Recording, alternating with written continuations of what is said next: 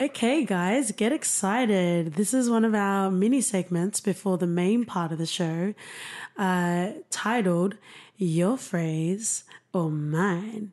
So, this is a cutesy little game that OT and I will be playing, where one of us will read a phrase, idiom, or ancient proverb, and the other host has to guess what it means.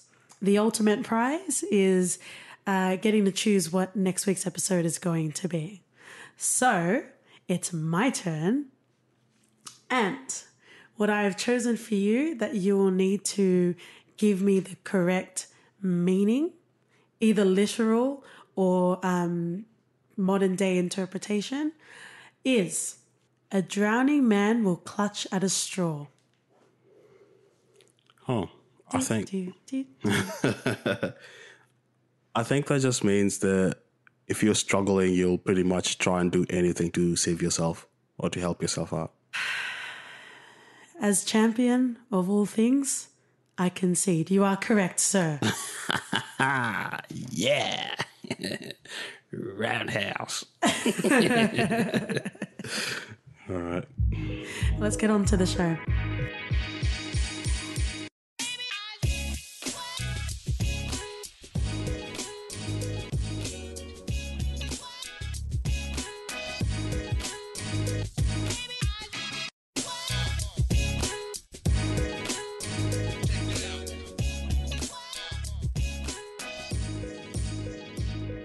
Hey guys, welcome back to For Your Reference podcast.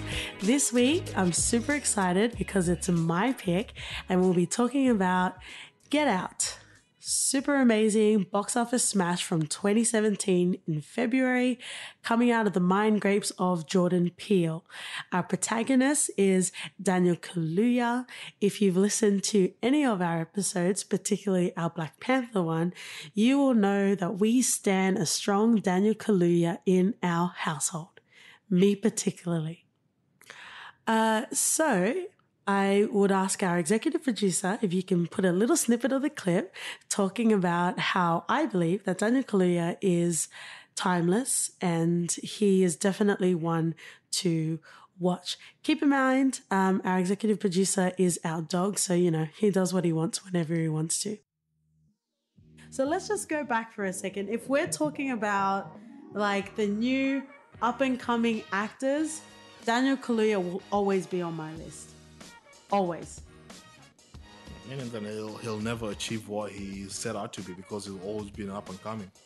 Even when he's 60 years old. Kaluuya is still up and coming, mate. I promise this is going to happen. You're a dick. You're a fucking dick. And welcome back. We are talking about Get Out, as you know already. So we've got Daniel Kaluuya at the helm as our strong protagonist for this movie. We've also got Alison Williams, who plays the love interest, and we've got a whole slew of other actors. Very strong cast off the back of it.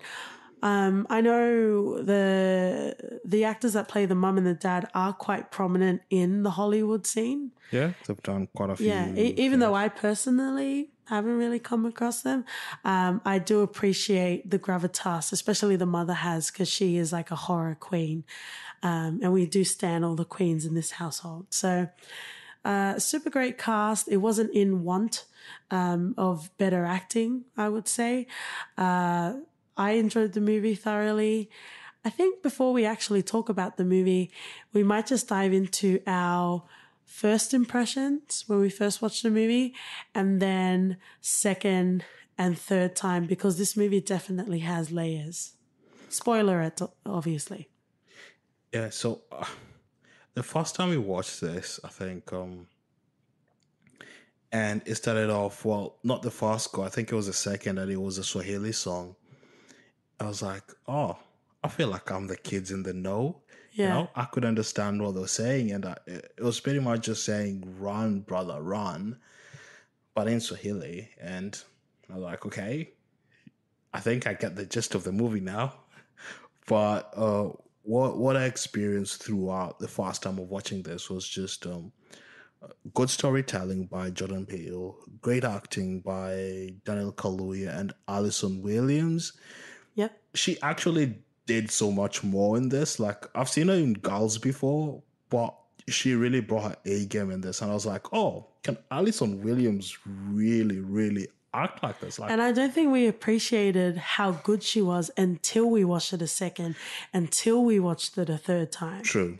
Because so much of it was just quaint white girl acting, right? And you didn't really think anything of it until you understood the foreshadowing, until you understood the themes that were interwoven into the story. And that's credit to Alison and also Jordan Peele as a storyteller.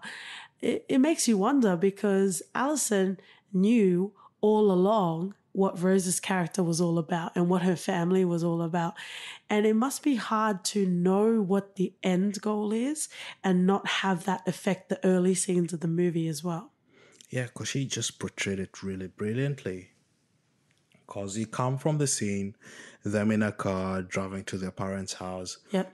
and you have them hitting a deer. And then, from then, they call the cops, and the cop comes, and Alison, who's playing Rose in this, tries and talks to the cop when they ask for Chris's identification. And from that scene on, you could see that it was being set up for something greater, or she was trying to calm whatever mindset Daniel would have, or whatever doubts Daniel would have about this relationship, and potentially that him going to meet the parents that don't know he's black. Yeah. So I felt like it was quite interesting the way they did that, and good job to Alison. She really, really did convince Chris and myself. Like, if I was in that situation, I feel like that moment would have been like, yeah, I believe, this girl is in love with me and I'm going to meet the parents. I'm fine with it. Yeah. I'll do it for her. Yeah. And it says something about people that can, well, not just can, but they do, and they actually get off on manipulating people's emotions, right? Sure, yeah. Like, you have more respect for psychopaths that don't really register sort of human emotion. These people actually blend into society, and she actually gets off on being able to rein him in. Yeah, it's definitely creepier. It's very unsettling. But you touched on a few points that I just want to go back to. The whole metaphor, I guess, if that's what you want to call it, of the deer. That really, stitched itself throughout the tapestry of this movie. Yeah. Yeah, not so much killing of a sacred deer because we couldn't really get through that movie. But, another thing about this movie is I really appreciated that there was one narrative being, Chris, Daniel Kaluuya's character, loving Rose and going to spend the weekend with his parents. But what starts to unfold is quite a lot of key messages that get woven into the story as well. And lots of different themes and imagery that goes on as well. And sometimes they do overlap in the sense that they cover race in some shape or form. But it doesn't ever feel to me that it's crowded in what it's trying to achieve. And it doesn't feel like it gets mismatched or confused. And what I mean by that is this is pretty much a straightforward story, removing some of the elements. It's pretty much a straightforward story about a Black African-American man that goes to visit his white girlfriend's family, right? That's a pretty straightforward movie. But then you also have, the subtle sort of imagery and symbolism about the deer and Rose's father talking about, how he hates deer and it's one less out of the hundreds of thousands to go. Right. So, obviously you can draw parallels between how some, supremacists might feel against African-American people. Or and guest, you also, yeah. and we are diving into spoiler town, so dive right out if you haven't. But where have you been? It's been out for 2 years. Come on, get on board. Yeah, we're preparing us for the Get second Jordan in. Peele movie. Get in. Yeah, and you know that whole deer sort of symbolism even follows through into the final scenes of the film, where you have the deer mounted on the wall while Chris's character is strapped to that chair, and you can you can pretty much see Daniel looking at his future, you know, him becoming a mantelpiece for these white people. That's so true. Yeah. Right? And even, thank you. I'm an archaeologist in movie analogies. And then when Chris's character goes to kill the dad, he actually uses the deer. Powerful moment. First time we watched it, I was like, yeah, you know, be a survivalist, use whatever's near you. And then, you know, second, third time, I was like, wow, layers. This movie, Layers upon layers upon layers for all the kids. So yeah, so you know, you've got that deer sort of symbolism that you've got. You've got the straightforward story about, you know, the differences between black and white people, and then you've also got, you know, the sci-fi supernatural horror sort of element of. We're still talking about black people and even slavery to an extent, but it does have a supernatural sort of theme to it. So that's what I mean about how it doesn't feel convoluted, even though there are many devices in order to exemplify the intricacies of modern day racism. It's not done in a way that conflicts each other. Like for the normal person watching this, you know, for the Yeah. average Joe, you'd think, oh, this is just another flick. It's not like you're watching Selma or anything. And I think that's where Jordan Peele excelled. You know, he managed to bring all these themes in so subtly that if you're not really thinking about it or you're not looking for it in the movie, Yeah. you'd miss it. And it'll just be like, hey, just another horror flick. But, So let's talk about that. So I think the first time we came across Jordan Peele was at least for me, was in Key and Peele. me too. I know that he did a few skits on Mad TV. I missed that. Yeah, it didn't really get much traction in Australia, or at least maybe my family couldn't afford the channel that it would air on. But, you know, that's for another episode. That's not for today. And, yeah, so Key and Peele was essentially the first place that I saw him and his talent. And, you know, it always intrigues me to know that you can come across not only people that are very funny as actors, but people that are behind the scenes, that are writers, that are showrunners, that are creators. And, you know, that's what I love so much about my lady love, Tina Fey, and also my other lady love, Issa Rae. And he's still a love, but he's not a lady, Donald Glover, because you have people that are funny and bitey and they have a way to package social commentary, but still have you laughing at the same time. And to know that Jordan Peele was a showrunner and he was pretty much at the helm of creative control for Key and Peele, that really intrigued me. And I was so interested and I was so invested in his journey. And I think, you know, out in the time when there was Key and Peele, I mentioned to you that Keegan was just an actor. Yeah. And because I think you said that you really enjoyed watching Keegan more than Jordan Peele. Yeah, because and then I had to defend my Jordan Peele and be like, actually, take a seat, have some tea. Or maybe not tea, because tea is triggering for Get Out. But I was expecting some really, really strong stuff from Keegan after Key and Peele ended. Oh, I think you were in the sunken place then. Yeah, but that's not to take anything away from Keegan. You know, he's a great actor, improviser, comedian. I just don't want him to go down the Will. But I really wanted more for him, you know? I don't want him to go down the Will Arnett path where, God bless Joe Bluth. But man, pretty much everything Will Arnett is in gets cancelled. Yeah. And I don't want that to happen to Keegan. Yeah. He's got a Netflix show right now, right? Something about friends and something about college. Yeah. Just mix those words around. Not bothered to look for it, but he has something on Netflix. We've not really given it a go, but We did. Yeah, we gave it like a couple of episodes. Just to give you guys some context, OT is one of the most patient men in the world, and thank you. I appreciate that. Normal people, or at least me, we're actually on different sides of the spectrum. I'm a very harsh, impatient sort of viewer.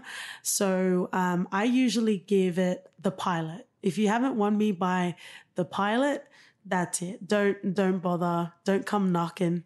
The door's locked. We don't want any junk mail. Leave me alone, right? OT is so patient.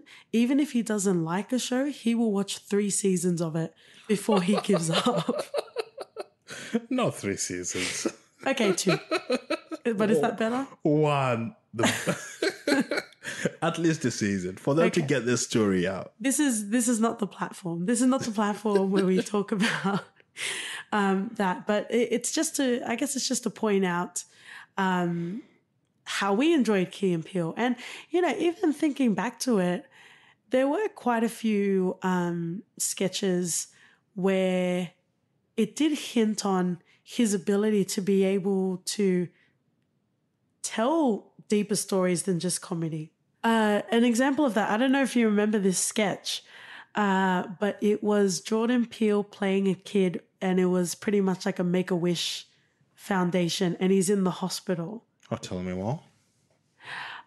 So essentially, he's this kid, and it's a Make-A-Wish sort of scenario, and as the scene progresses, you start to see this kid become creepier and creepier.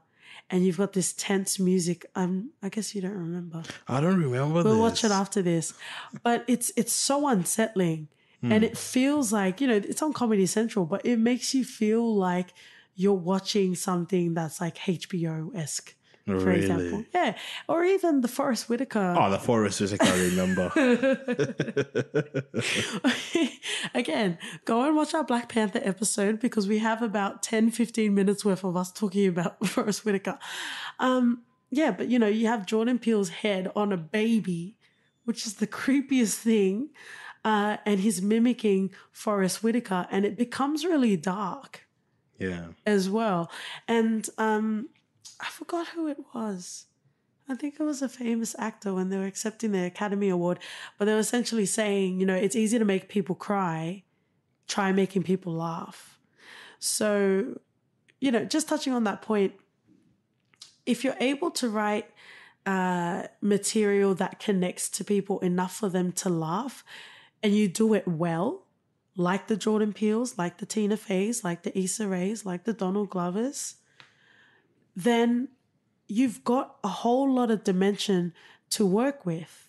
Comedy is more than just fart jokes and penises and funny looking tits, I guess. Penis. You laughed. I'm a simple human. What can I say? But you know what I mean? Like it's an art to be able to have those layers of complexity, and a lot of what I find funny is not only smart, bitey humor, but things that have a basis in truth as well. And Get Out, for all of its fantastical sort of tangents, it is a grounded story in the climate of, the time when Jordan Peele wrote it, and then also when it came out. Yeah. He covered the environment of what's going on in the world, or what's going on with Black people and white people. And I think he explained something like he had this thought of where people had voted in Obama. It was during the Obama administration where he thought that people thought that racism was done in America. And Get Out was showing that it's just simmering, beneath the surface. Like, it's not gone anywhere. It's there. Yeah, and that's right. So he wrote the script for Get Out between 2008 to 2012 during the Obama era. but he didn't really finish the script until around 2014. And the climate at the time when he was finalizing the script from when he first wrote the script was a lot more different. And what I mean by that is, you know, when he was writing the theme of Get Out, it was talking about, yes, we have a black president, but we haven't won. You know, the journey for eradicating racism isn't over. We still have a lot of work to do. So in that narrative, it made sense. And, you know, there's also an alternate ending of Get Out where unfortunately Chris actually does go to prison because that's kind of the state of how things are at the moment. People, men, particularly African-American men, are being wrongfully incarcerated for one reason or another. Even the Central Park Five, those teenagers, there's going to be I think it's a HBO movie that's going to be coming out soon as well. So there's a lot of talk about justice in general and what that actually means. But just to go back to the point, Get Out was written at that time, you know, during the Obama time. And then from the time that he got the movie picked up or finalized, when he first wrote the script was before Trayvon Martin, was before, you know, all of the killing of these men, these young men that didn't deserve to be shot. Right? Yeah. So it kind of changed the way that the story needed to go, and people needed that hero. Right? You've got, and, you know, for all intents and purposes, for simplification purposes, Get Out's a horror movie, right? It's a thriller. And to have a black man as the lead of a horror, given the time and given the climate, he needed to have a win. And that's why the ending was changed. I feel like it took a bit of realisticness out of the movie, though. Like, yes, there's this alternate ending floating in the internet somewhere, but I feel like he should just kept it like that because we know how miserable it is currently, you know? Yeah. So I say give Chris the ending that we all knew would happen. There's no way Chris walks out of that house without going to jail. But do you understand the context of why the ending was changed? I understand it. I don't agree with it. Fair enough. I guess if you want to watch your simplistic things of... No, it's not a matter of being simplistic. It's a matter of tethering the movie to reality. In as much as it did so much of that already in the movie, giving it an ending where T.S. motherfucking A, Rod Williams, played by Lil Rel, comes to save the day, made it feel, you know, it provided that comedic relief at the end because of how he's interacting with Chris at the time. I think the first thing he said to him was... Well, what's wrong with that? There's nothing wrong with that. There's nothing wrong because with that. Because this isn't a documentary either. It's not a documentary, but I just feel like just give us what we already know it's there. You know, it's not going to change anything. At least Rose's character died. Wasn't that enough for you? Did she die? I think it's to be believed that she was dying. She was bleeding out and it didn't seem like anyone was coming to her rescue. Let's put it that way. Because I'm pretty sure the mum died. Oh. Or at least she got severely stabbed. Wait until next year until we have Get Out 2. I really don't know. Would you personally want a prequel or a sequel to Get Out? Nope. I'm so anti. He's already done the franchise. story. Like, there's nothing else I can think of where this would warrant a sequel. Unless Rose is not dead and they bring her back as an old lady with grandchildren. Like Rose from the Titanic and no one wants to hear your stupid stories. Yes. Get that old man. Exactly. No, if there was... I don't think there should be, but if there was, it would be a prequel. Yeah. And it would be when they first started to... or when they got the grandparents. Yeah. Yeah. So it would be a prequel. I am so anti-milking shit. Like, let a movie be a movie. Let it stand on its own and let us appreciate it for what it is. Well, it's all about that money. Yeah, but at some point, us as consumers do have a little bit of power. A little bit. Yeah. A little tiny baby bit. But if we all kind of contribute together. Well, I guess Yeah, I know. I'm living the superfluous dream. Just leave me. I'm in the sunken place with my dream. Yeah, it'll be more out of people's curiosity of I couldn't fathom of how this would deserve a sequel. Yeah. Interesting thing though, watching an interview with Jordan Peele, he was talking about how he pretty much mulled over this script for Get Out, and how he was forming, what this script will look like while he was working on other scripts as well. So within the 2 years that he was finalizing the script, they were also talking about being choosy about the roles or, about the opportunities that they would take because he was focusing on Get Out and he wanted to, really look at, essentially shaking things up, disrupting the current state of Hollywood and horror movies and how things are distributed. It's not lost on me that a Black African-American man writ this movie. He also directed this movie, right? So, because if a white director or if someone that wasn't Black directed this movie, it would be a whole nother pot of stew, right? It wouldn't have the backing, like Green Book essentially. It would be a Green Book if someone that wasn't Black was directing this movie. But in any case, he was talking about he has a few handfuls of movies that he was working on, and they were asking, how did you decide that Get Out would be this movie? Is it because it needed to be laid down for a foundation of some sort of universe? And it wasn't so much that, it was more that he does have a few stories that he wants to roll out. Us, obviously, coming out very, very soon.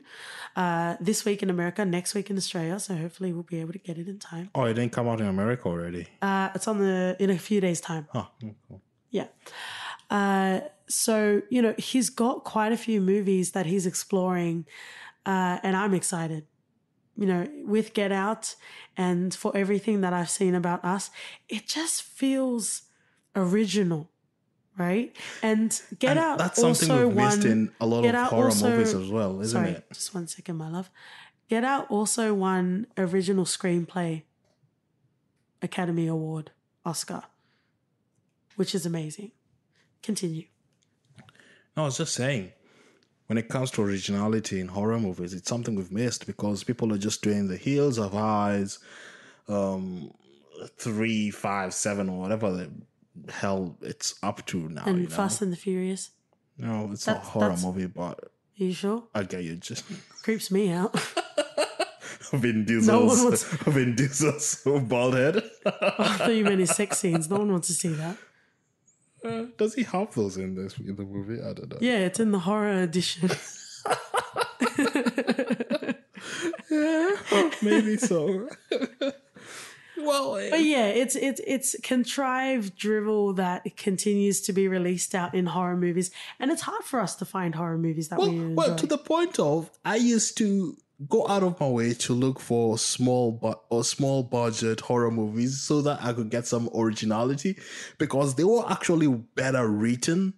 Oh yeah, and even if the budget wasn't there and you could tell the production was a bit crap, at least the story was there, and that's what really engaged me. And I did a lot of low budget horror movies in my day, and it was just breathtaking until some originality comes into the genre. Jordan Peele was like a breath of fresh air to this. Oh yeah, absolutely. And I'm glad that he got the scale that he did, and I hope that he will continue to be recognized as a force to be reckoned with, right? Because I already feel like, and I know the kids say it all the time, but I do feel like Jordan is already a classic. you know? In the You think so? I feel like he delivered on Get Out. Obviously, it's high flying and the only way is up from here in regards to his career, but he already made it, right? He's already at the stature from where he is now. And I will fight you. I feel like he's just starting though. I will meet you in the car park in 10 minutes and I will fight you. Like doing the sketch comedy, Key and Peele, yeah, well and good. We knew Jordan Peele from that. And when he did Get Out, I was like, hey, all right, I'm paying attention. But before that, they did something with Keegan. No, we will not Keanu? speak. Yes. Yeah, I was like, mate. I was hoping you wouldn't. Because I think that was his first Yeah. venture in movies, right? Like, you know in animes when the character is about to defeat the villain and all the villain has to do is move to the side to avoid the attack. I felt like that was you talking about Keanu and you just finished me off because I thought you wouldn't mention it. But everyone has their slip-ups. Well, I'm just glad that he's not doing that anymore. Like, I don't know what Keanu was all about or who it was for. It was ridiculous. Yeah. And not LL Cool J ridiculous from 30 Rock. It was just ridiculous in its own sense. But Get Out, poignant, harrowing, overwhelming movie. Even we watched it before this episode and I kept prodding you and saying, surely you've experienced this before. Like being the only black person at a party and being asked all the questions on behalf of. Yeah, and it's something that black people have to live with, especially if you're living in, if you're an African like me and not living in Africa and you're here, you definitely get that. And you get a lot of questions about, and it's nothing malicious, it's not like people are out there to get you. Like it's just people not knowing any better. Yeah. So you have to be nice. If it's the coming and touching of your hair because it's all different. Oh, I like what your hair. Oh, feel the texture.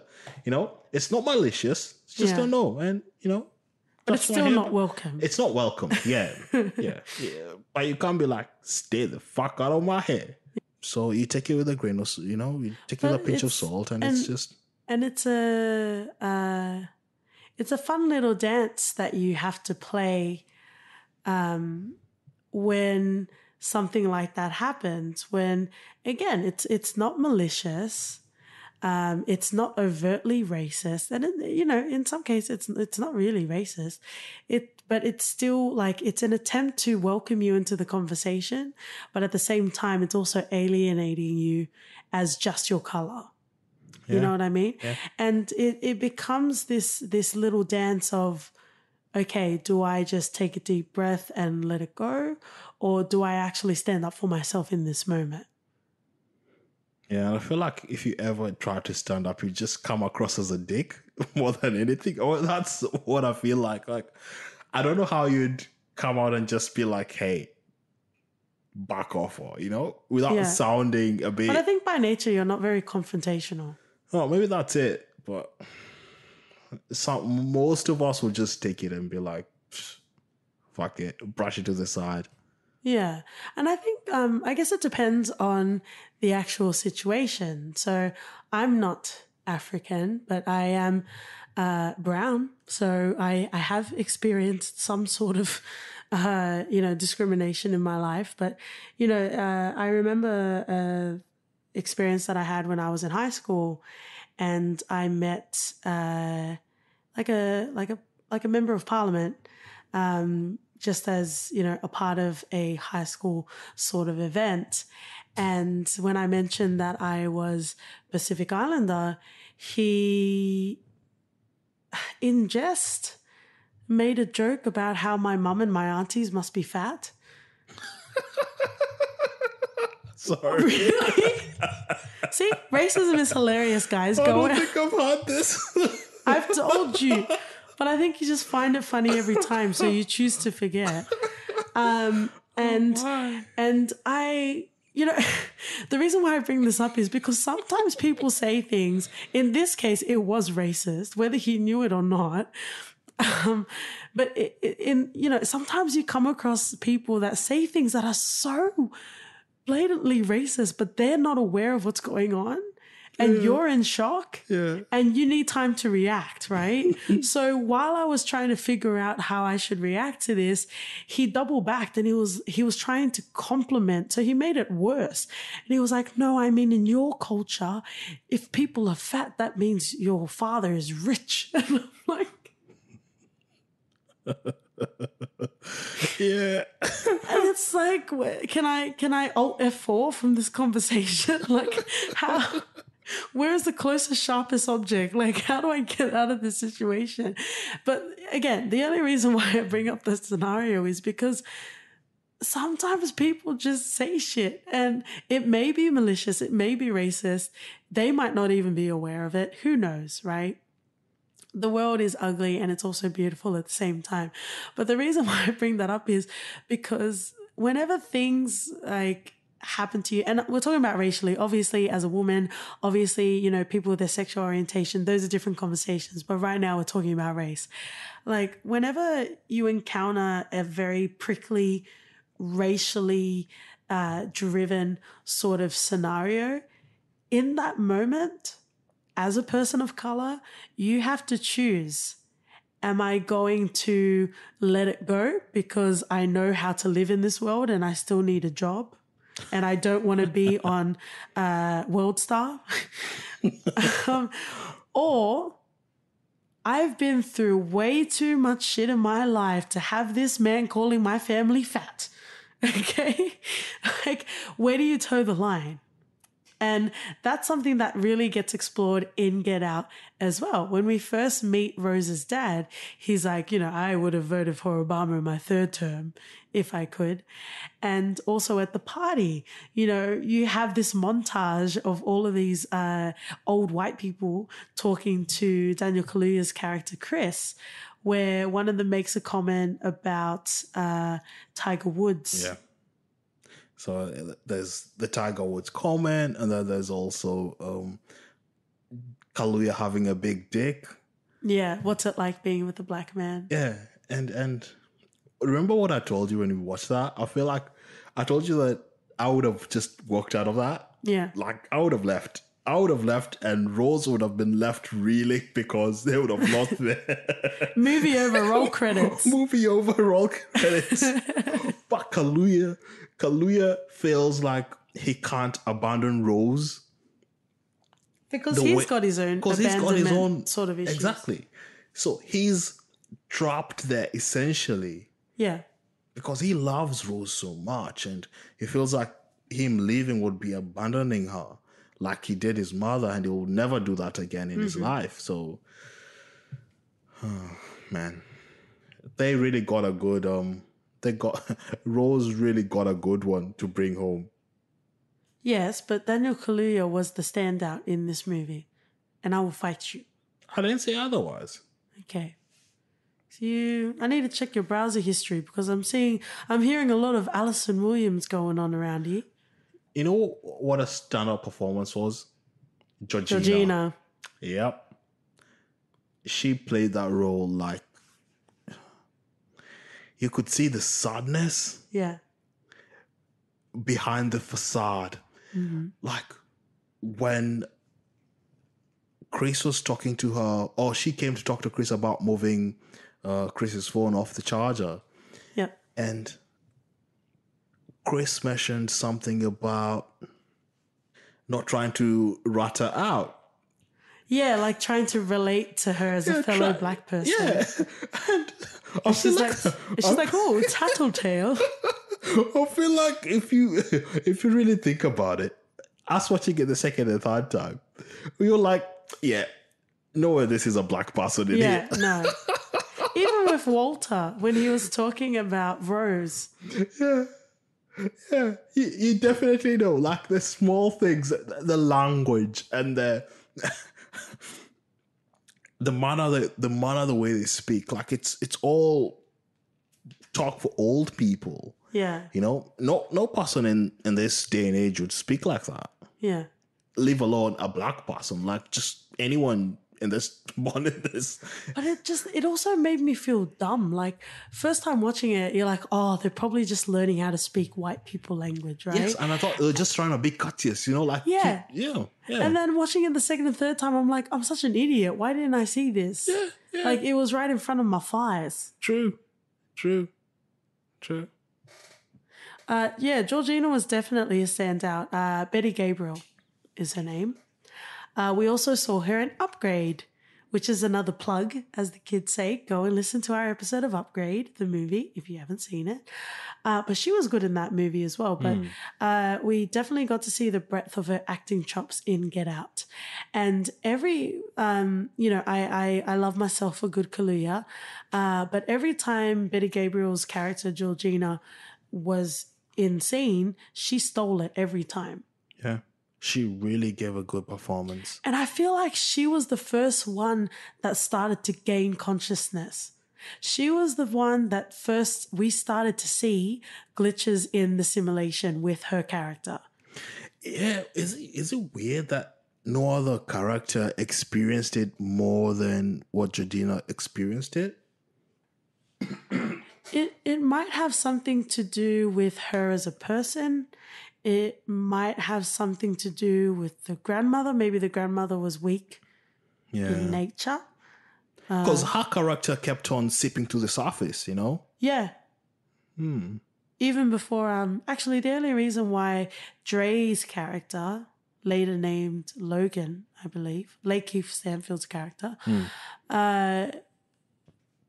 it was only because of the Flash that he came back into consciousness. Yeah. So it was really Georgina's character that was feeling the brunt of that. And we're not sure how much of it she might have felt leading up to, but in the parameters of the film, it was when they were talking about the garden party and she was pouring the iced tea. That's when she started to glitch. Yeah, and that was one of the first scenes we saw her in, right? Yes, I believe so. Yeah. Crazy, but it's weird because they only keep the part of the brain that controls the nervous, the nerves and the body coordination and movement. So maybe they did perform her operation as well as they thought. Yeah. And that actually has another layer and it has levels about the symbolism that it has as well. Even the Jim something, the blind art curator, Jim Hudson. He makes comments, and again, it's one of those things that once you watch the movie more than once, it becomes so blatant. But he's like, "I want your eye." Right? I want your eye. You've got an eye for it. I want your eye. And I guess it talks about even cultural appropriation to a certain extent because, they see this talent. Jim Hudson sees this talent in Chris's sort of innate ability to capture sadness and melancholy with his photography. Yeah. And there are many other ways that Jim Hudson could have helped Chris's character, but all he wanted was to take his talent from him. But he didn't want all of Chris as a person. Yeah. You know what I mean? As his actual existence, I'll just take and pick what parts I want of you. True. And it was so sad, like seeing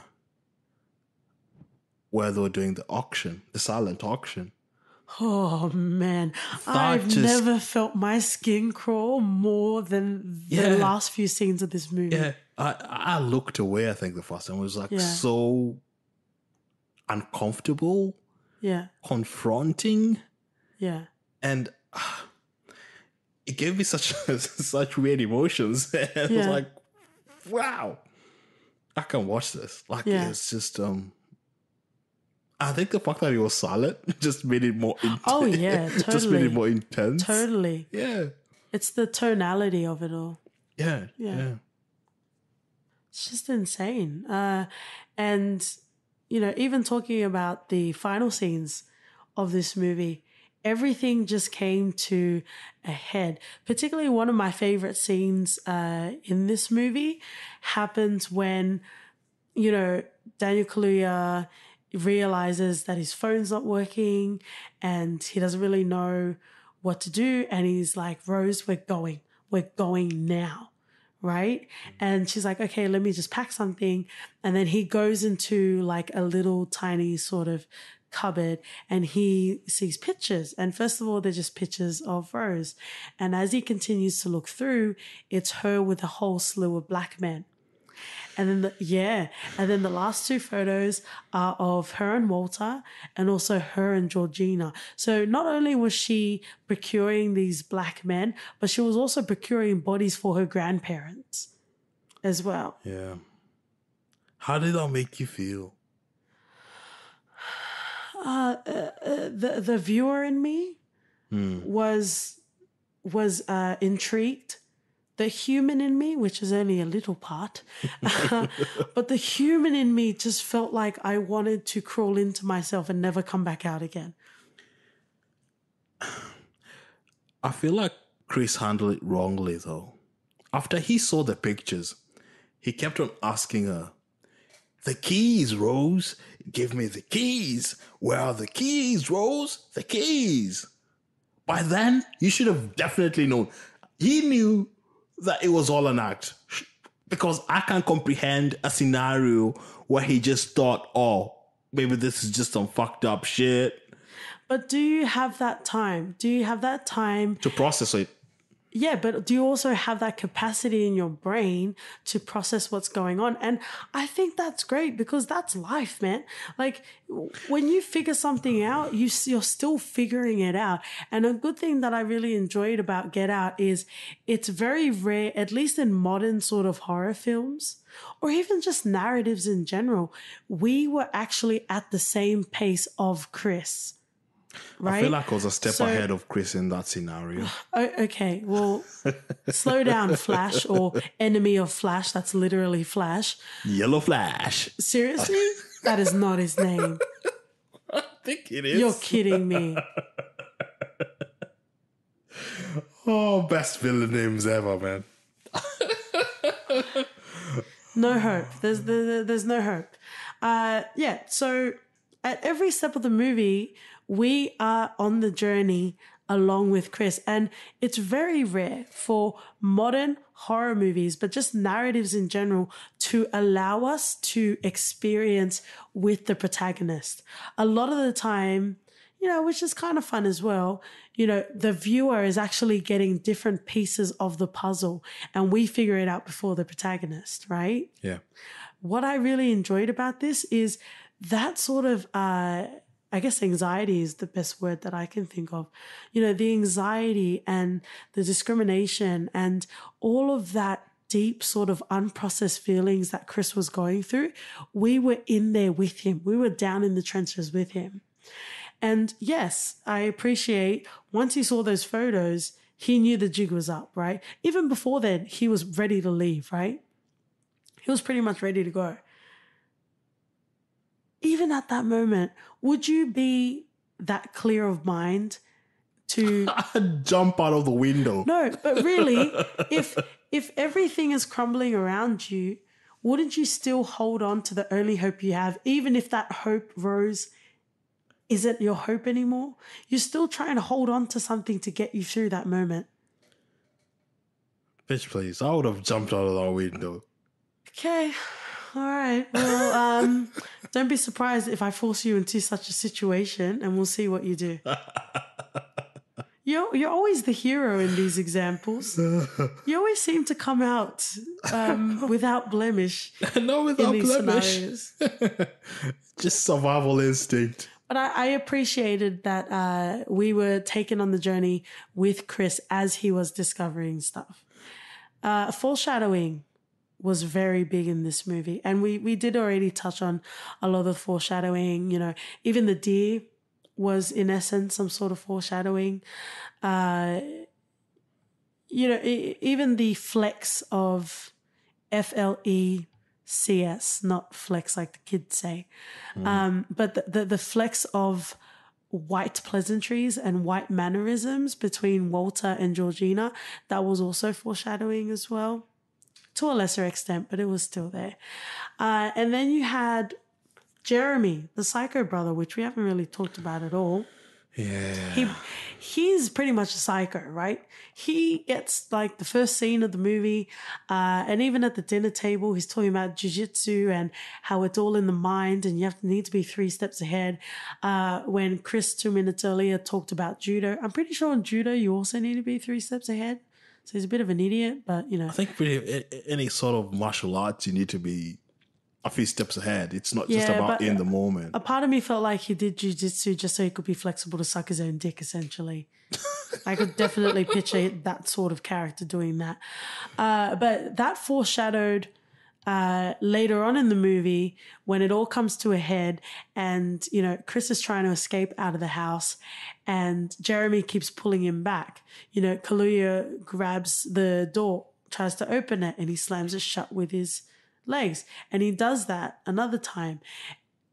In that moment, it just points out that physically and now also mentally, he is a lot smarter than Jeremy because he knows, like Pavlov, like once you open that door, he's going to try and close it again.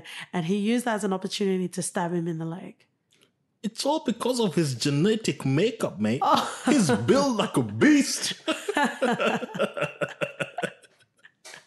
And again, you know, it was funny, right? Yeah, it was funny. And it's so ridiculous how much of those comments I get. Like, people see me and they're like, oh, Yeah. Do you play basketball? Like, no. And you could feel that disappointment when I tell them no. Like, yeah, it's kind of like a Santa Claus type thing. Like, please, sir, just play up to the fantasy I have in my head that you're a basketball player. You're wasting your tallness and your genetic makeup.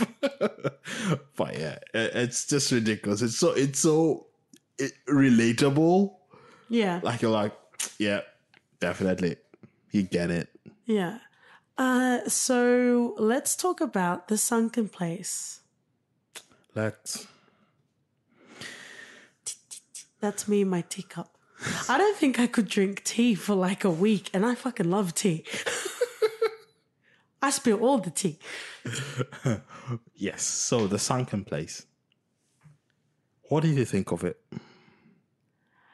I thought it was a great device. In order to explain things that you can only really feel. You know, you can't really comprehend it in words, and I would love to see how it was written and how it was transcribed there. But, you know, even listening to interviews with Jordan Peele and just general sort of thoughts, The Sunken Place can stand for a lot of things. You know what I feel like it stands for more, to me at least? Yeah. Society as it is right now for Black people. All right. Because we're stuck in this sort of void where we see our lives play through, but we have no control over it. Like you feel like life is rigged and you have no control to beat the game. Like the institutionalized systems are not working in your favor. Yeah. Well, it's just unfair, really. True. Like, how many stories have you heard of people coming with their degrees and these are learned people in by their own right in their countries, but when they come to a different area, they can't get jobs. Mm-hmm. They can't do anything other than janitorial, admin kind of work, you know? Yeah. And it's sad, and it feels like you have no control of whatever abilities you have. Like, okay, I'll play the game and go with it and see where it takes me. Yeah, but you're kind of playing a losing game. True. Because you're not in control of it. Yeah. That's quite interesting, actually. But then you get like stories from, I think it was last week, where we had this Hollywood scandal of people paying over $500,000 to get their kids into. The college Yeah. admission. Yeah. Like, you hear stories like that, and if you're coming from a family that's a bit, not well off, there's nothing really you can do. Yeah. And that spot could have been for someone else who has the grades and the ability and the, who's earned it. You're constantly being fed this dream of, if you work hard enough and if you're talented enough, you will get the opportunity. And everyone loves the underdog, right? Which is what we all want to believe. Yeah, being pulled by your bootstraps and, all about hard work. And that's not true. We've seen time and time again where money wins all. Even with R. Kelly, he was not detained. What's the word? Arrested? He should be caged, but anyway. He was arrested, and then someone posted bail for him, and then he got arrested again because he was behind on child support, and then he got released again, and it just shows. And you get the legal help that you can afford.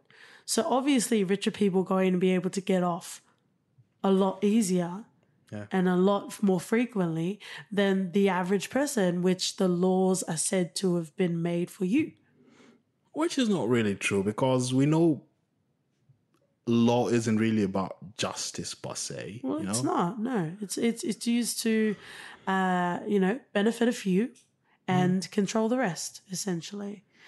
But back to the sunken place, because we are getting around that sweet sort of time mark for us, which is a phrase that exists, I believe, in the sunken place, maybe only.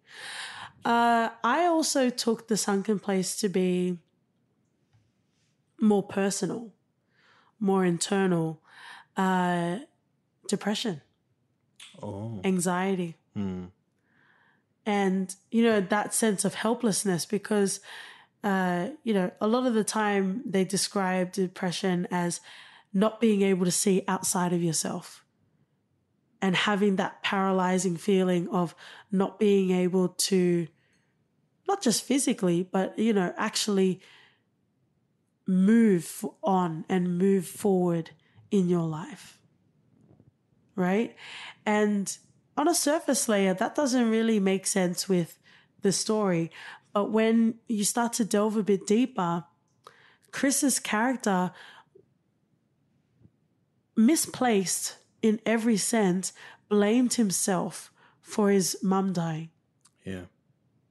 Because even, maybe I missed it in the movie 3 times, but I'm still not clear on where the mum died. Like, how would he have known that at that time that's where he needed to be? It might have just been outside of the apartment. But my point is, he was a kid, man. And he did decide to stare at the TV and try to ignore it because he didn't want it to be real. Like a kid. But exactly. Yeah. And the fact that he's been carrying that for so long, you would feel some sort of way. It might not be depression, but it would definitely prohibit you from living a full life. Yeah. So he did have his demons. And, watching the alternate ending with Jordan Peele, they talk about that. Chris's character talks about, Rod, it's been 6 months. You're fighting a losing battle. Systemically, it's just not going to work out. But I fought my demons, right? And we see that where he does save Georgina, right? Yeah. So Georgina becomes a proxy to his mother, and he chooses to save her. Even though that becomes his demise because it's not really Georgina, but he had that recompense in that moment with Georgina. So, even though he is wrongfully incarcerated, he still has that moment of victory battling within himself. Yeah, he's finally at peace. Yeah. And I feel like he's been dealing with his demons. He's been dealing with these demons all his life. Mm-hmm. He's got an opportunity to put them to rest. And regardless of whether he's been incarcerated, his mind is free. He's healthier mentally. That's all that matters at the end of the day, because there's only so much we can control as a person, and that's all on us. Anything else, we can't really do much about it. So at the very least, if I can free myself from my demons, that's one way I can live in peace, regardless of what physical conditions that are being placed on me or restrictions. Exactly. Let's capture off some characters or some moments that we like, just to make sure we don't miss anything. Rod. Rel. He was a comedic relief in this. A much needed one, because we don't really want to be all doom and gloom, You want to laugh a bit. I liked him as a character. Rel was also us. Rel personified every person that watches a horror movie, and he said everything that we were thinking. What are you doing, dude? Get the fuck out of that house. The person screaming in the movie theater. Yeah, exactly. And I really appreciated that. At the start of the movie, Rod was, as you say, that comedic relief. But as the movie continued, he actually became the voice of reason, and he was actually making a lot of sense. To an extent. Like when he went to the police station to report this. He was right, though. He was right. But the way he delivers this message, it's just, you can't take it seriously, I guess. If you had painted it in a different way, in a different tone, it could have been taken to a certain degree seriously. Mm-hmm. But now he went all his little Rel mode, and of course it just sounded like a big joke. He was still a great character. Yeah, he was. I'm not saying he wasn't. He was. Another good moment for me was when Chris was tied to the chair and he was picking the cotton.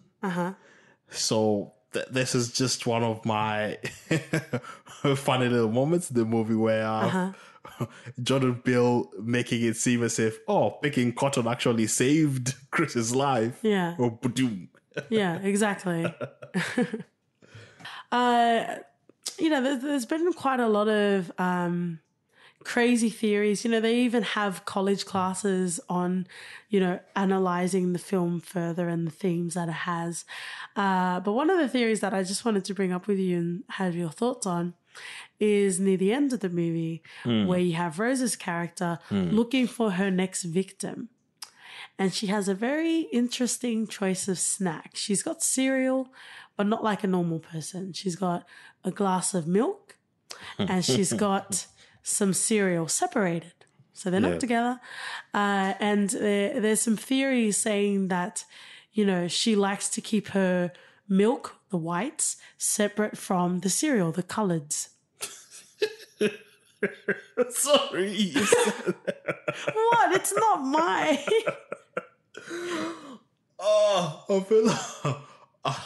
I feel like people like over-analyzing things.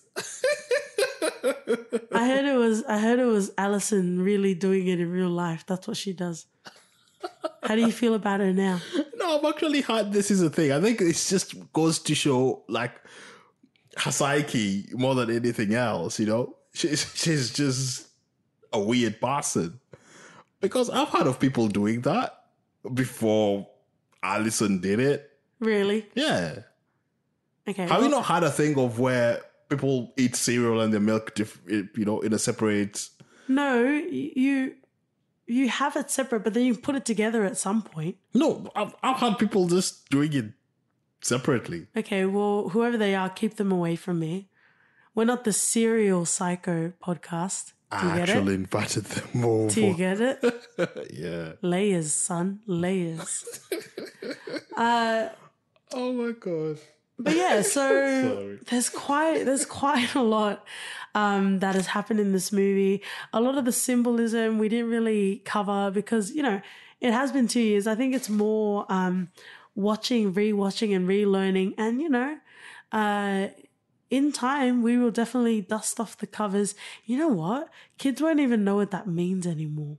Dust off the covers. Yeah, like, you know, when you have to like blow on the disc to like put it in or like rewind the tape. Ugh, these kids. But if you guys are young and you're listening to our podcast, please continue. We're hip. Yep. Whap that USB. Not even that. No, I think they'll know what USBs are. Who knows? So Get Out. Stellar movie. Exemplary. It's, if not the first of its kind, definitely one that hasn't been around for a few years in terms of being able to merge social commentary with humor, with stark observation, and with one narrative that manages to interweave multiple key messages about racism. So definitely, you know, support good movies. Support the things you want to see. Support what you want to continue to watch. And hopefully we'll get many more similar movies to come. Oh, also, I appreciated the homage to The Shining. It was just a cute little Flight 237. Which is the scariest room in The Shining. Oh, we need to do an episode of The Shining. Yes, we do. And Jordan Peele also had a Shining type of skit, the Continental Breakfast one. Yeah, he did. Yeah. Oh, Jordan Peele, you are an angel amongst men, I must say. And Daniel Kaluuya. So I would like to talk about Daniel Kaluuya for an hour, but I think OT's had enough of that. But if you're interested in doing a whole episode of Daniel Kaluuya, let me know. I would love to host that for you privately. We are very excited. Again, this is timely because Us by Jordan Peele is coming out very, very shortly. We're ahead, but we're also behind in releases. So we have to wait an extra week behind America. But we're super excited. Can't wait to watch it. Lupita Nyong'o. She is the queen of the world. That she is. She can do no wrong. Winston Duke, I said, he's someone to watch. He didn't really get a lot to play with emotional range-wise in Black Panther. So I'm very excited to see, based on the trailer alone, what Winston Duke will bring to the table as well. So definitely looking out for that. But that's pretty much it for our chat about Get Out. There would have been a lot more funny, experiences that we had about race, or just, our observations about the film. But, in the world of podcasts, I think we've hit a pretty much sweet spot for the time. So now we're going to wrap it up with the segment, which is the name of our show, called For Your Reference. So amongst also going off tangents, hilarious, maybe not related, but hilarious tangents. That was one of the reasons why we called this podcast For Your Reference. But we also have a segment as well with the same name, just to capture off, if you liked this, you should try this. If you didn't like this movie, maybe you'd like this as well. So OT, you want to start? So I would recommend Scream. Nice. Based on the fact that it's a satire on common horror tropes. Nice. What about you? And that's actually a good point, because Jordan Peele did list that as one of his influences. Oh, nice. For Get Out. So Great minds. if you knew it. So I would recommend, in the theme of psychological thrillers / horror movies that talk about a perfect society and not necessarily fitting that mold, I would recommend Stepford Wives, which again is also another influence Nice. that Jordan Peele had, where it pretty much, its whole foundation hinges on the imperfections of that perfect society, essentially.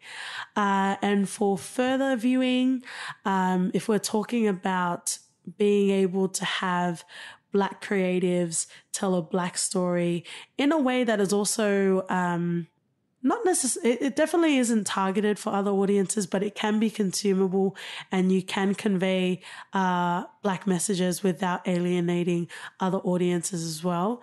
And it's also done in a smart way as well. And what I mean by that is, you know, you have really common sort of Tyler Perry type, BET type Black entertainment. And there's also a new wave of conscious, also satirical, also bitey, also witty sort of entertainment as well. So I would call out Issa Rae's HBO show Insecure and also Donald Glover's FX show Atlanta. Oh, very nice.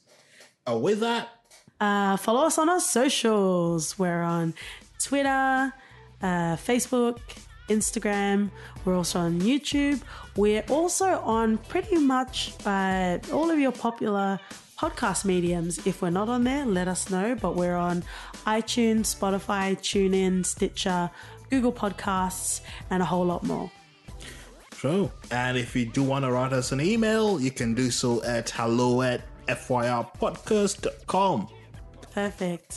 Have a nice week, and we'll see you soon. Stay out of the sunken place.